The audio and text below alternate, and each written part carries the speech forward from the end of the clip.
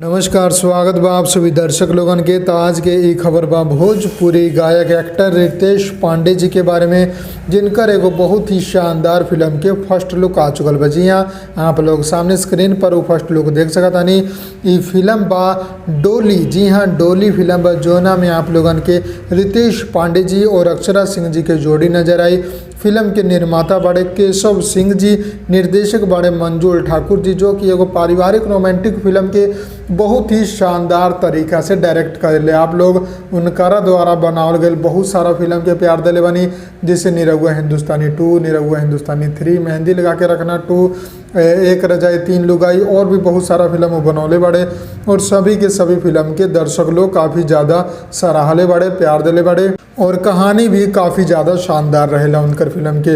उनकर डायरेक्टरी के तरीका काफ़ी शानदार बा। तो अब वही फिल्म लेके आ रहा बड़े जोना के नाम बा डोली।